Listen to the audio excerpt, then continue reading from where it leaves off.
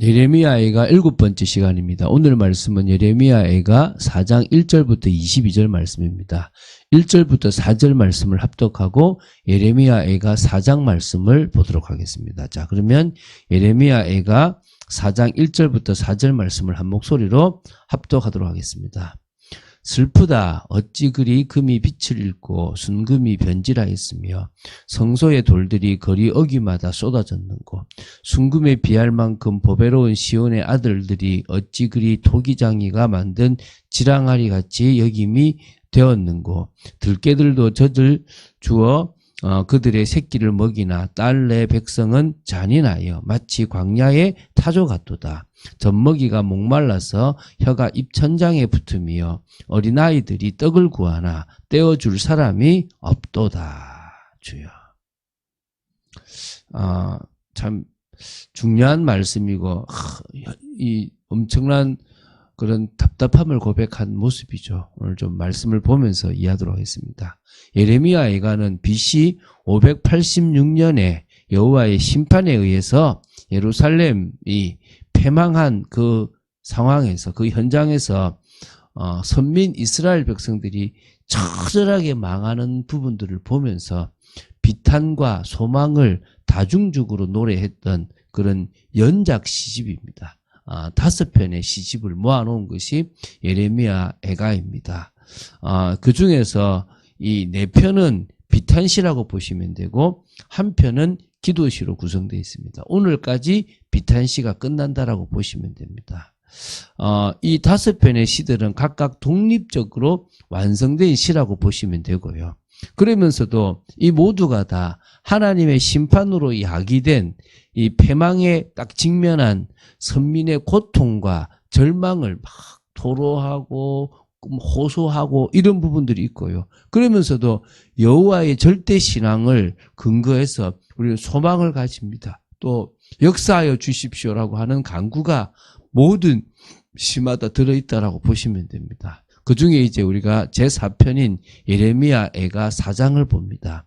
이 4편은요, 1장, 2장이었던 1편과 2편과 내용이 거의 흡사하다고 보시면 됩니다. 그런데 1편은 예루살렘의 패망의 어떤 참상, 그리고 그것을 이렇게 묘사하는 부분에 강조점이 있어요.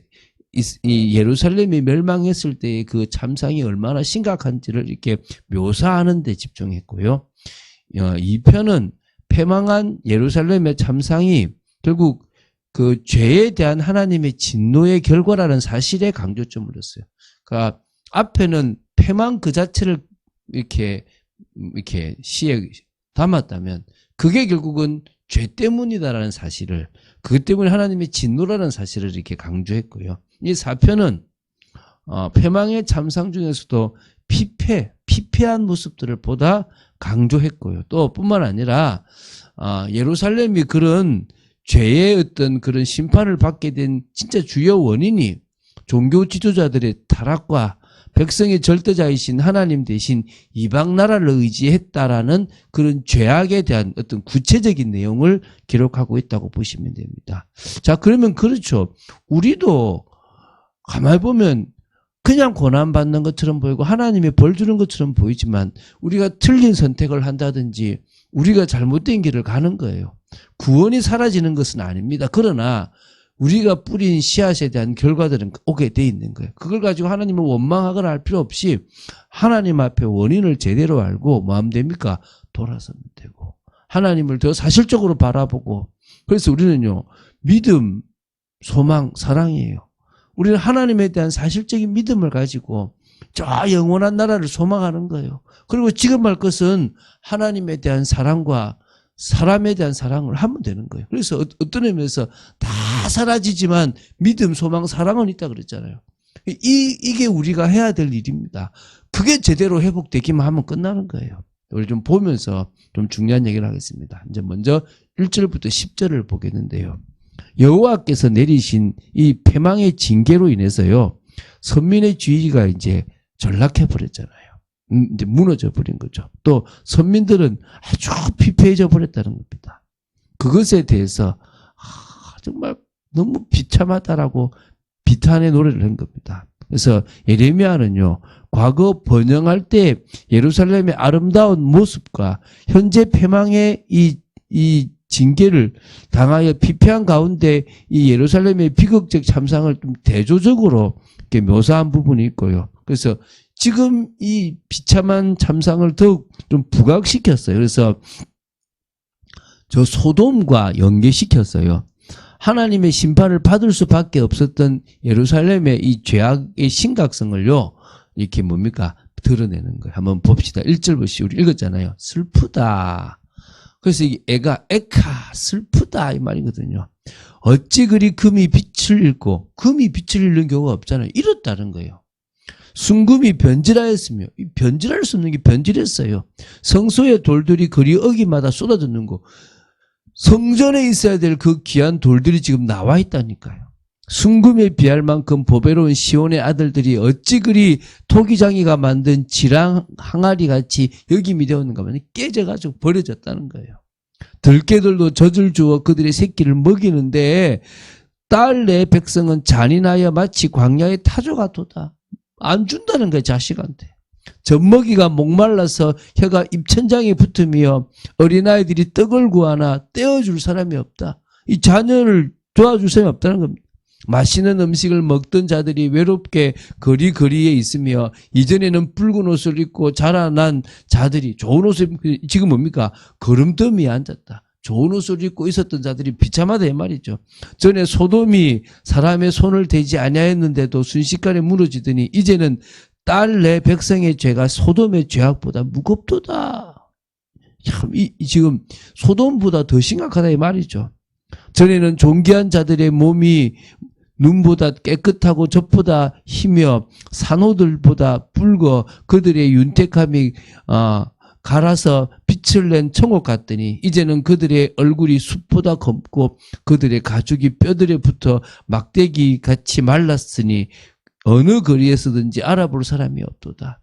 칼에 죽은 자들이 줄여 죽은 자보다 나음은, 그러니까 차라리 칼에 죽은 게 낫다는 거예요.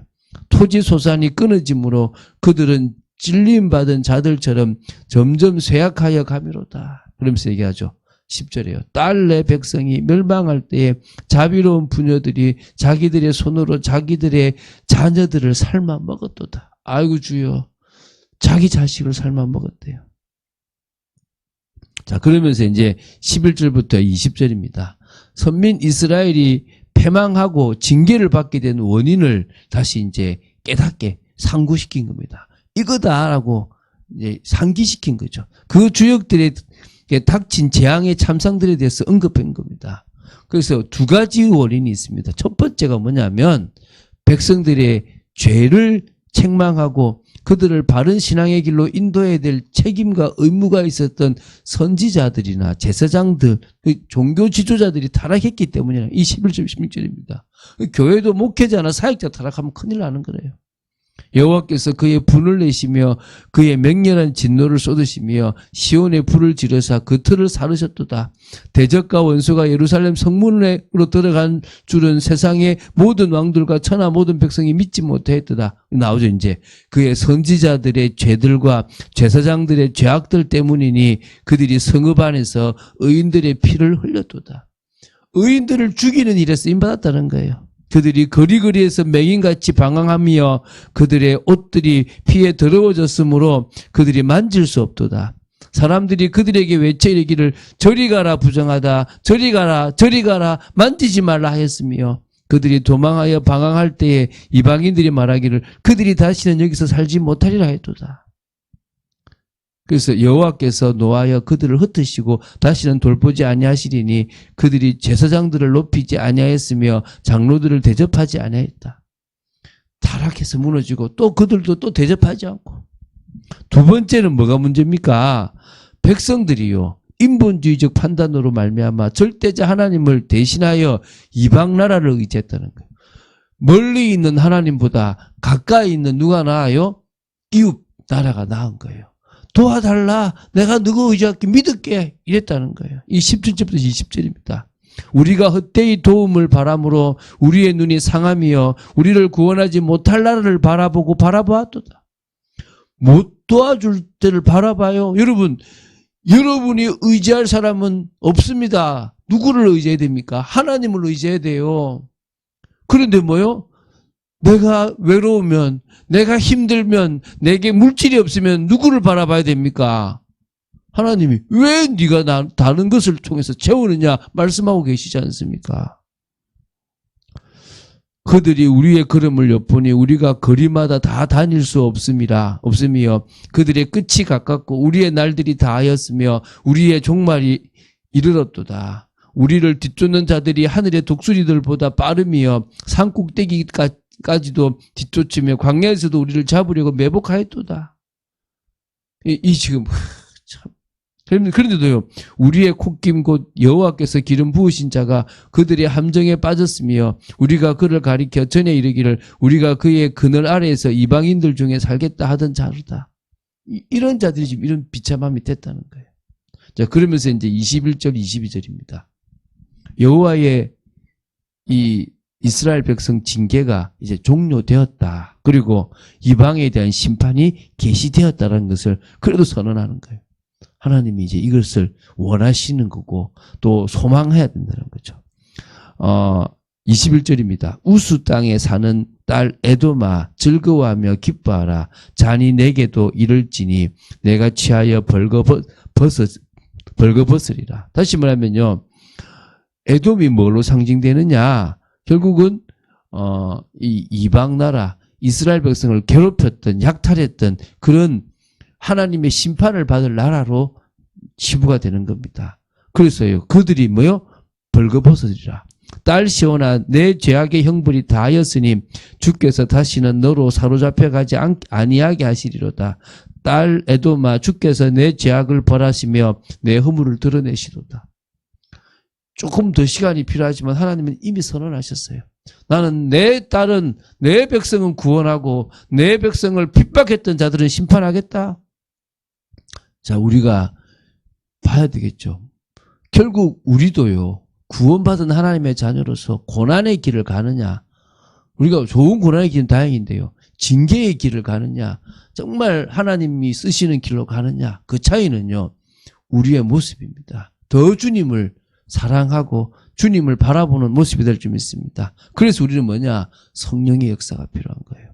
하나님의 은혜가 체험되어지는 것이 너무너무나 중요하게 필요하다는 사실을 기억하고 오늘도 간절히 주님을 찾고 주님과의 교제 속에서 하나님의 뜻과 계획을 발견하며 또 더 나아가서 오늘이 가장 중요한 그런 시간을 보내는 여러분 되시기를 주 예수 그리스도 이름으로 축원드립니다. 주는 그리스도시요 살아계신 하나님의 아들이심을 고백합니다. 예레미야 애가의 이 비참함과 답답함과 토로함과 그러면서 강구와 호소를 지금 보고 있습니다. 아버지 하나님, 저희들의 마음에 늘 주님의 은혜 아니면 안 된다는 그런 확고한 마음이 있도록 지켜주시고, 아버지 하나님, 저희들을 붙들어 주시고 이제 더 이상 우상에 물들지 아니하는 저희들 되도록 저희들을 지켜주시고 성령의 역사 속으로 들어가도록 지켜주시기를 간절히 소원합니다.